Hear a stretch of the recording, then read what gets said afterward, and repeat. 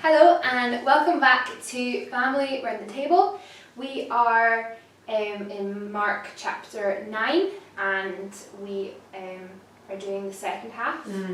First half last week, didn't we? Yeah, so the chapter is 50 verses long, so we decided to split it, so we're in the second half today. Sort of 50. Yeah, we have just noticed that some of the verses aren't in some versions because they are the same, so some manuscripts don't have them. But yeah, I'm sure we'll get to discuss that when we come to those verses, but we're going to read the second half and then we will discuss. So we'll start off with that. Okay, so Mark chapter 9 and verse 30. They went on from there and passed through Galilee, and he did not want anyone to know, for he was teaching his disciples, saying to them, "The Son of Man is going to be delivered into the hands of men, and they will kill him. And when he is killed, after 3 days he will rise." But they did not understand the saying, and were afraid to ask. And they came to Capernaum. When he was in the house, he asked them, "What were you discussing on the way?" But they kept silent, for on the way they had argued with one another about who was the greatest. And he sat down and called the 12, and he said to them, "If anyone would be first, he must be last of all and servant of all." And he took a child and put him in the midst of them, and taking him in his arms, he said to them, "Whoever receives one such child in my name receives me, and whoever receives me receives not me, but him who sent me." John said to him, "Teacher, we saw someone casting out demons in your name, and we tried to stop him because he was not following us." But Jesus said, "Do not stop him, for no one who does a mighty work in my name will be able soon afterward to speak evil of me." For the one who is not against us is for us. For truly I say to you, whoever gives you a cup of water to drink, because you belong to Christ, will by no means lose his reward. Whoever causes one of these little ones, who believes in me, to sin, it would be better for him if a great millstone were hung around his neck, and he were thrown into the sea. And if your hand causes you to sin, cut it off. It is better for you to enter life crippled than with 2 hands to go to hell, to the unquenchable fire. And if your foot causes you to sin, cut it off. It is better for you to enter life lame than with 2 feet to be thrown into hell. And if your eye causes you to sin, tear it out. It is better for you to enter the kingdom of God with 1 eye than with 2 eyes to be thrown into hell. Where their worm does not die and the fire is not quenched, for everyone will be salted with fire. Salt is good, but if the salt has lost its saltiness, how will you make it salty again? Have salt in yourselves and be at peace with one another. Okay, so Life lots to unpack here. So, beginning from verse 30, they went from there. That was where they had cleaned out unclean spirits. We passed through Galilee. Many miracles happened here. He was basically on his way to his destiny, wasn't he? He sort of unfolded that for them in Mark 8. And in verse 31 it says, "He began to teach them that the Son of Man must suffer many things."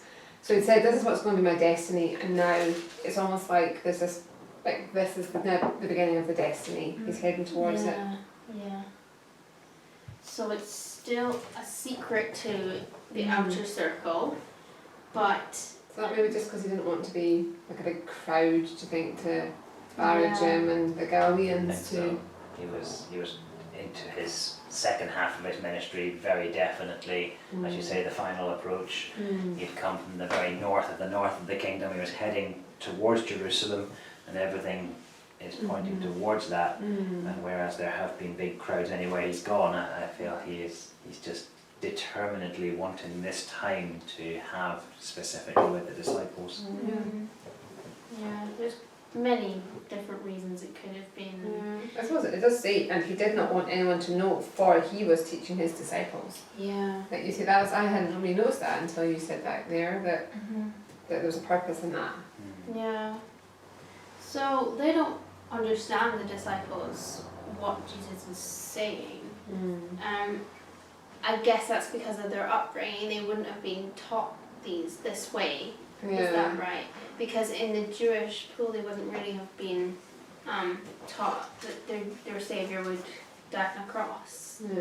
They Well, I thought guess that you he would don't reign. know, do you? Like, you don't know what hasn't yet happened. So Yeah. they've not seen it. And even though, like, we know Isaiah 53 relates to the cross, and we know that Psalm, is it 29 or something, speaks of the cross. We know these things because we have the cross to look at and see that it reflects, but they didn't have that. You imagine speaking to your average 32, 33-year-old, and he says, yeah, I'm going to this particular city and I'm going to be killed there. And that would be hard enough to take in, but then to say that he was going to be raised from the dead. Yeah. And they did think he was going to be this guy who was going to come and abolish the rule and reign. Like, they still felt that too, didn't they? And so they were afraid to ask him. Quite ashamed to This ask, was- weren't they? Talked about already, when they were talking about we don't have any bread, and then they were discussing with themselves and not Jesus. It seems funny to us reading it, but I guess if we lived our lives, Yeah. we'd be afraid to ask Jesus Yeah. something. I think as well, when you're together, you'd be like, do you know what he means? Like, to me, like, I didn't quite catch what he was saying, and like, rather than bothering him, and we're not a bother to Jesus, but like, do you know, in our minds, that's probably a really good thing, actually. Do you know, there's no point whispering. He knows what you're saying. Exactly, and sometimes we'll give out about things, and actually he's like, just bring it to me. And that's what he was, saying to the disciples. There's no point in you trying to work this out, because actually, I'll tell you. Yeah.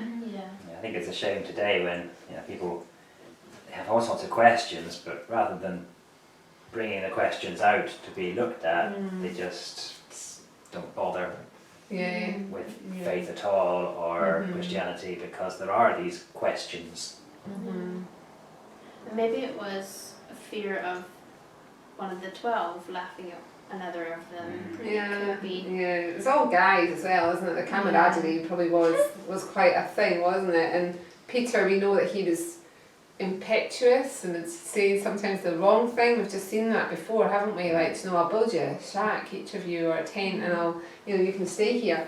Like, he, Yeah. I guess if you've had that experience, you don't want to say something stupid from your friends. So Jesus calls them out, and they're a bit sheepish, and then they ask a different question entirely, which is unusual. Isn't that what they were discussing on the way? Oh, you're right. I'm Maybe sorry. And it's like, I love how they keep silent. Like, do you know, it's like Yeah. there's an atmosphere, isn't there? Like, do you know, what were you discussing on the way? But they kept silent. Like, hopefully he'll get past this, and we'll not need to go. And then maybe do they actually say what they were discussing? I It don't doesn't know. say it Maybe it's says. a different Maybe a different part of a different book, gospel. yeah. So anyway, Jesus already knows. He had his answer ready, So and what was that? it's very controversial to society, isn't it? Yeah. He says we need to be last. We need to be the servant, not top cat. Yeah.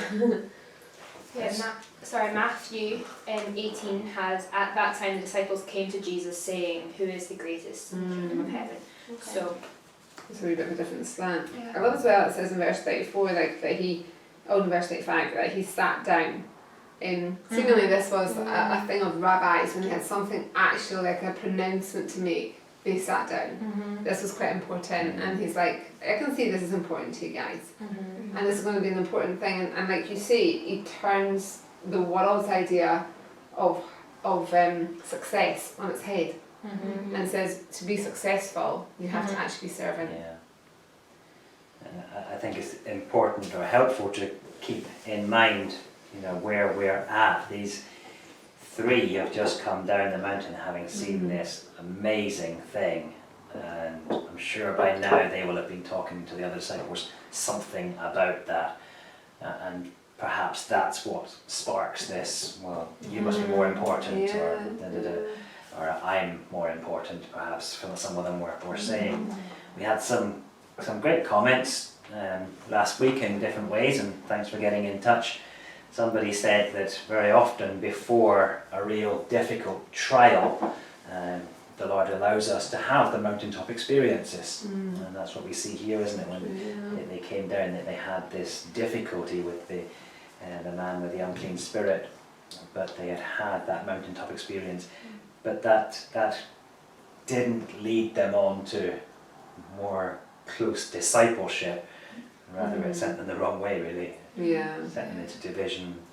And going back to you saying about, well, they were arguing who's the greatest, and we were just having a Bible study, and we were talking So we about. were just having an argument of Yeah, we were just. Because I thought I was better. Right. But we were just having a Bible study, and we were saying that often the ones who so want the power are sometimes not the ones that should have the power, and it's the ones that don't want the power that are humble and are saying, no, I don't need that, that God chooses and says, no, I want you to stand up and do this, and they're the best people for the job.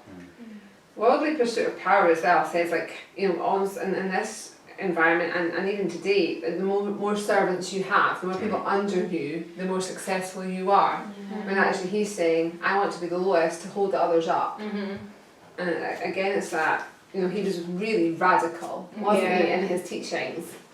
Because these little boys would have grown up knowing, you know, Jewish lads, they would have been entrepreneurial, they would have been out there, they would have been in their father's work, they would have been doing great. And yet he's saying, actually, serve if you're willing to get down and dirty. And not only did he say that, he then took a child and was like, whoever receives him, like, children were nothing in their book. Possessions more than anything else. Yeah, a child was the same rank as a servant until they turned 13. Same word, apparently. Is that right? I heard someone say, actually, and I thought this was so lovely, the one thing about it being, he took a child and put them in Muslim and said, whoever receives one such child in my name. Like a 5-year-old child is not scary. If you meet a 5-year-old child in a dark alley, you're not frightened of them. Do you know, hopefully not anyway, you know, perhaps in inner city Fort William you might be, but mostly that's not the way. And the other thing was, a 5-year-old child is not good at deceiving. So basically, you know, like they try and steal a cookie, but you see them coming and all that. So he's also, I love that the picture of, that's like Jesus. You know, he's not a good deceiver and he isn't scary. And so we should embrace that and be like that as well, that we should be as children. Yeah, a child is innocent and doesn't pretend to be something important. Yeah.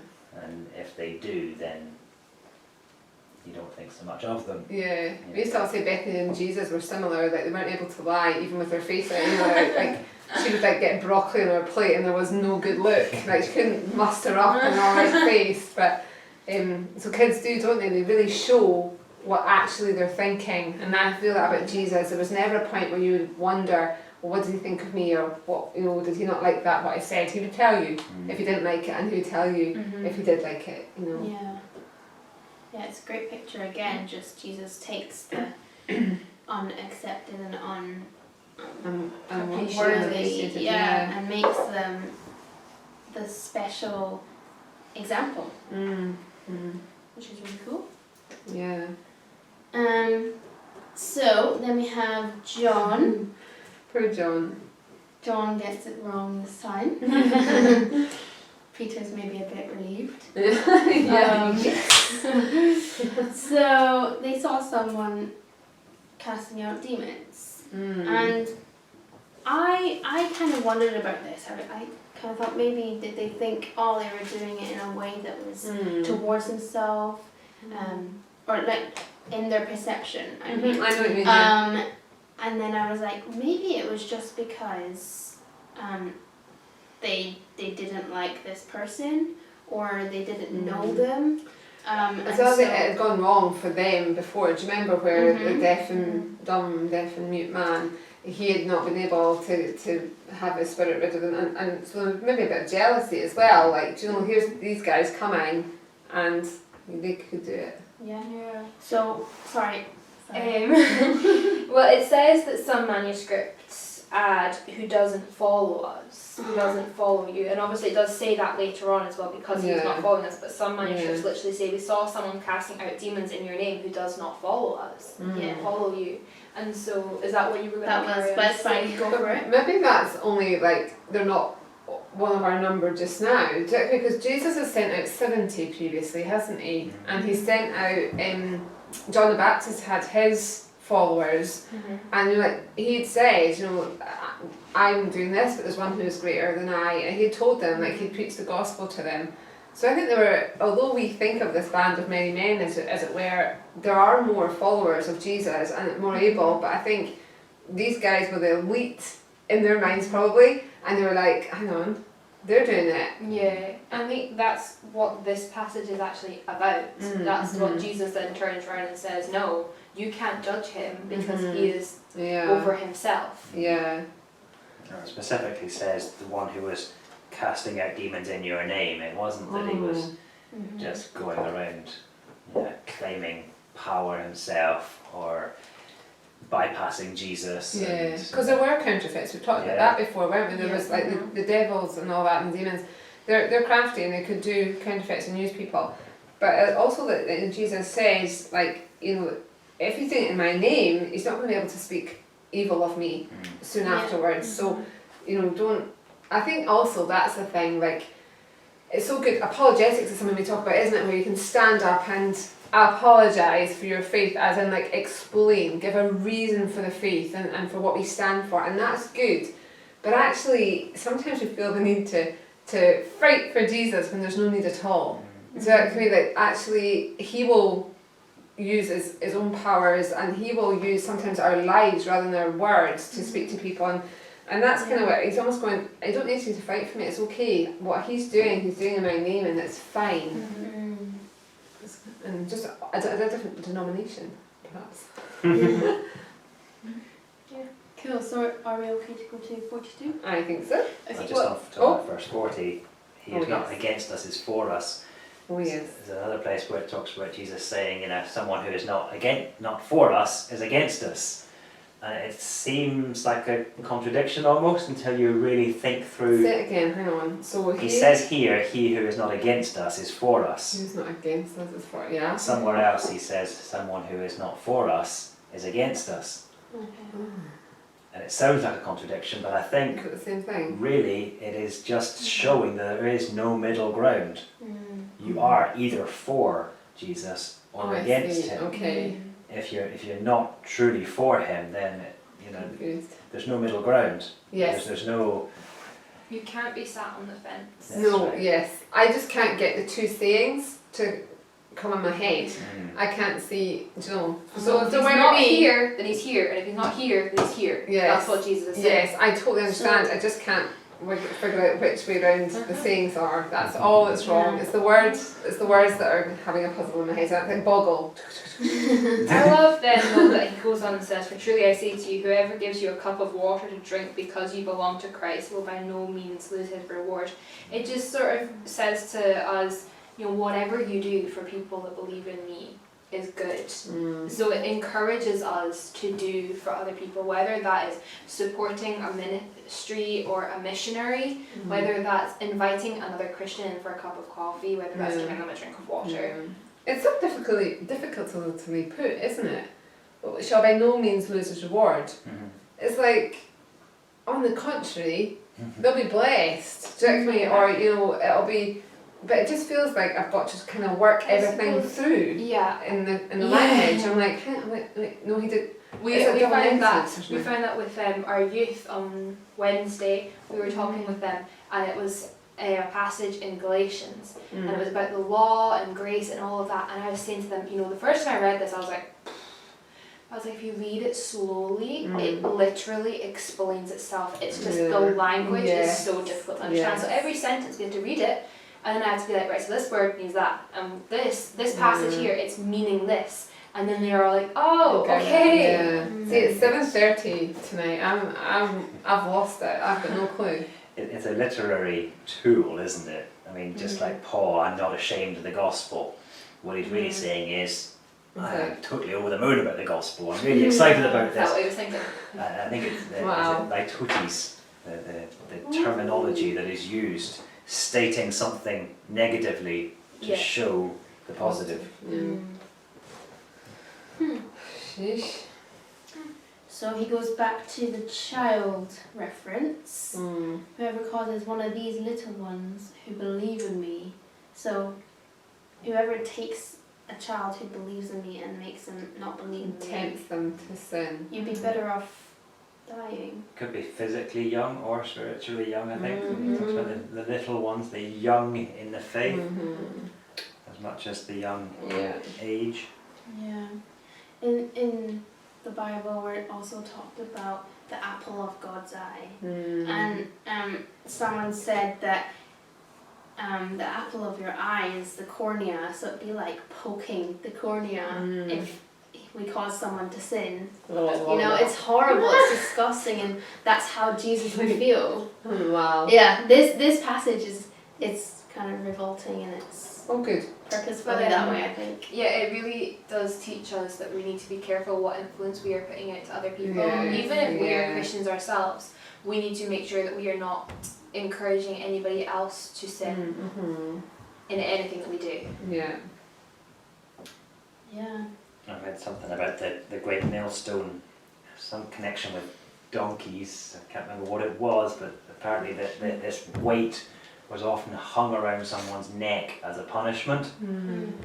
But then Jesus goes one step further and talks about the weight being hung around his neck and then thrown into the sea. That's how serious this issue is. That wouldn't be fun. No, not what you want, is it? No. Pretty serious. So, is this where the song "Be careful where your little eyes, what you see, be careful little tongue, what you speak," all those things? I don't know. The Because Father above is looking It down in feels- love, telling you to cut them off and gouge them out. it feels like that kind of reference. Wow, Take that's a it. song we don't want at Sunday school, people.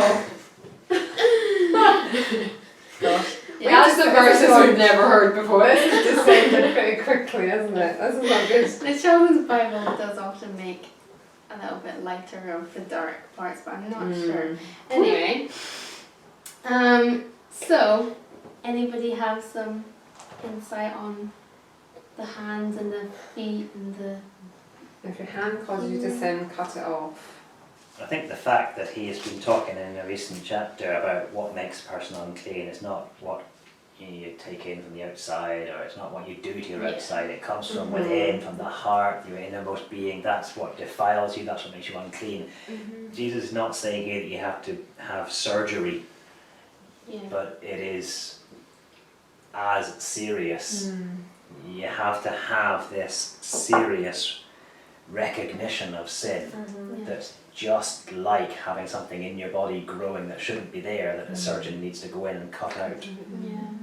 Yeah. And then he's really talking about, like, back in those days, if you were lame, if you were, you weren't able to see, there was nothing like what we have today. Today we are able to cater for those kinds of people because they can't care for themselves sometimes. Sometimes they can, but they get a bit of help. And sometimes they can't cater for themselves at all and they get a lot of help. Back then there wasn't that, and so you were totally useless. So it's even stronger back then. He's like, you might as well just render yourself completely useless to the entire world because that's how bad this would be. Yeah. Yeah.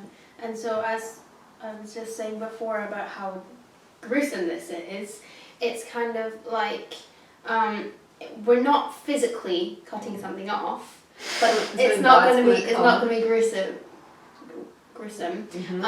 But to Jesus, that's what sin's like. It's gross, it's revolting, and he wants you to cut it out, even if it's painful, even if it's like, whenever you're addicted to something, it's hard to get off it, isn't it? It's like pulling something out of you. So Bethany, you found something, didn't you, when you were talking about the other day about this kind of idea about cutting out the sin, or moving on, or read it and then. So my book that I'm reading at the moment for my course, it had this passage in it that said, God calls you to be dissatisfied. You should be discontent, restless and hungry. The Christian life is a state of thankful discontent or joyful dissatisfaction. But an oxymoron, isn't it? Yeah, that is, I live every day thankful for the grace that has changed my life, but I'm not satisfied. Why not? Because when I look at myself honestly, I have to admit that I am not all I can be in Christ. I am thankful for the many things in my life that would not be there without His grace, but I will not settle for a partial inheritance. Nice. So like that whole thing of like the joyful, I can't remember what the words were, but joyful, Thankful discontent or joyful dissatisfaction. that's it. So that is it, isn't it? Like we're joyful and amazed at what God has done, but not happy to stay where we are. So that whole cutting out of sin, and even when it's painful, like dropping things that sometimes are good, but become an idol, you know. And even we heard something recently about, you know, idols not just the things that, you know, the phones and the things, it can be a topic of conversation that, you know, we can't get past, or something that someone has said and we can't stop thinking about it. We're actually waking up in the night and it's becoming an idol because it's overtaking the importance of God. Something we think about. Something to think about, yeah. Yeah, it's really good. There are some cultures that have kind of taken this to the extreme, haven't they? That if someone's caught stealing, then the hand is literally cut off. And that's obviously not really taking Not biblical, as what Jesus was really saying.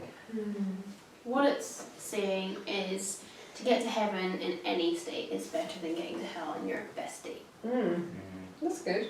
I think it's teaching us to have a real serious attitude regarding sin, isn't it? That we don't really have these days. Yeah, it's not often talked about. We don't like to say it. We don't like to frighten people or offend people. There's some churches that just don't talk about it at all because they're like, God loves you, yay, it's all great, and God does love you. He loves you so much that He will not let you go down that way. So I clicked onto a video on Instagram the other day. It was someone's live stream. So she was talking about this thing that she had seen, and it was so bad because people were being misled and everything. So then someone commented, why don't you respect other people's beliefs? And she said, actually it's nothing to do with respect. She's like, I do respect you, but more than respect you, I love you. And love means that I will tell you the truth and I do not want you to be misled, and I want you to know about God. So it's not that I don't respect you, I love you too much to let you go on in a lie. So nice. And I think that's what we need, isn't it? Again, like we've done a lot of Bible studies this week, but ours today we were talking about there's a healthy appreciation of people having a different mindset or a different thought or just a different view of something, because we actually end up all coming towards the same thing, but actually someone else had said, no, I believe this. It's okay to disagree and to do it well. And that's what, at the end, I think that's what it's going to say, be at peace with one another. That's what we want, isn't it? And actually, we won't always agree, but we've lost the art of actually being able to say, do you know what?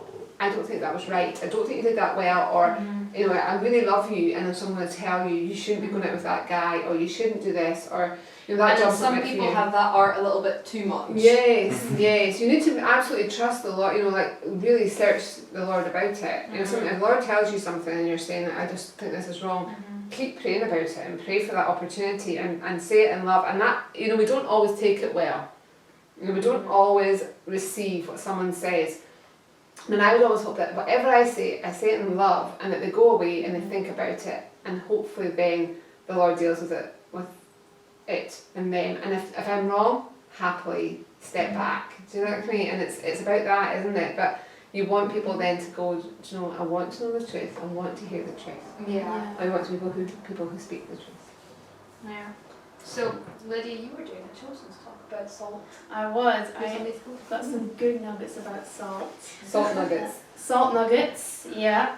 Very salty. So we're to be salted with fire. And both these things, salt and fire, are visionaries for purifying. So salt can heal, and fire can purify. Fire can, whatever you're making gold. The purest gold is the one that's been put in the fire the most, and the most scum has been scraped away, so it's clear and it's pure. Nice. Fire yeah. also can like heal in a way, can't it? Because you can get cauterized, isn't that right? You know, like whenever you've got nosebleeds, and it's like burning, isn't it? And it fuses things together. Isn't it quite amazing what both those things? That's really good. Yeah. Yeah, it does sound. Yeah, so salt is good, but if the salt has lost its saltiness, how will you make it salty again? You It can't. doesn't work. Yeah. Well, there's that then. Our salt nowadays is so purified and treated in such a way that it will not lose its taste. But apparently in these days it would have been very impure and With had the all sun, sorts. would it have done some stuff to it? No. I know. When we were in Israel, there was like big mounds, like there was a digger driving on top of the salt, wasn't there? Yeah. That came out of the sea. Shifting it around, yeah. Yeah, Dead did you- Sea. I've never seen that, no. But like, Gross. yummy. Are you in the drink? It maybe cleaned out. Salty. It went under the digger. I think so. I think it would have been cleaned. Yeah. So salt is sometimes used as the word savor instead of smell or salt, taste or saltiness. Yeah. So if someone was making sacrifices in the temple, they would have used salt because it gave off a nice scent and it made the meat smell better and herbs and spices smell better. So that was pleasing to the Lord. So in the same way, we as Christians should smell sweet and strong. But if we've lost that, we're kind of useless. In those days, they used salt for everything. So even much money, didn't they? money, Currency. yeah, preserving food, Yeah. everything. And so they could only use it to make like roads or roofs or something if it had lost its taste, because it would be worthless pretty much. And so if it was made into the road, the rain would fall on the road and make it hard, which, you know, it's like our hard hearts, which is really cool. And in the verse back, I don't know which gospel it is, maybe Matthew, he says about it'll be trampled underfoot. And then also that's the same with the roofs. It would be trampled underfoot because they use the roof. Yeah. Yeah, and it'd be mixed with this substance called gypsum, which apparently was bitter. So we would have bitter and hard hearts. Yeah, so we need to stay salty or else we'll have those. Yeah, I feel like that last sentence just really sums up what we've actually been trying to say Yeah. already. It's saying have salt in yourselves. So remember what you stand for. Remember to make that difference, because if you're the salt in the world, you're trying to preserve the world for God. So you need to be pointing out when you feel like someone when you feel like God is telling you to go to someone and say something to them. You need to do that. Have salt in yourself. Be the salt. But also be at peace with one another. So it's that balance. We have loved this verse from last week, haven't we? I'm really being challenged about it. That says, James chapter 4 verse 17 says, so whoever knows the right thing to do and fails to do it, for him it is sin. And it's like we talked about that last week in one of our Bible studies, and it's just been such a something's come into my head. I've been like, right, go and make that phone call now. You know, if you've got a moment, just do the thing, and actually get things done. And I think that's the thing. When you're doing these things, and you keep your saltiness, as it were, because like it's like, okay, Lord, keep speaking, keep putting people in my mind. Help me help me to do things. Help me to speak a word in season. Help me to take that walk with someone. Help me to do life with people, and they keep you salty then too, because the more you talk about the Lord and talk it out, the more your faith just rises, and you're like, this is good for me. When we become insular and don't do anything, it saps you of all your strength sometimes, isn't it? Yeah. We haven't mentioned the missing verses. Oh I think it ties in with the serious view of sin, and finishing up with judgment, and the necessity of judgment to purify. But really the verse we have is 48, is what is inserted in some versions as verse 44 and verse 46. It's the same words repeated. And some would suggest that it was a copyist's error, those words were put in by mistake. Others would say no, they were in the original. So there's debate over that. But it almost has a Matthew feel to it. You know, as we've been looking through the parables, Matthew is often the one that speaks more about the judgment and the separation between sheep and goat, wheat and tares, righteous and the unrighteous. Talks more about the fires of hell, what's the thing about the teeth grinding, weeping and gnashing of teeth.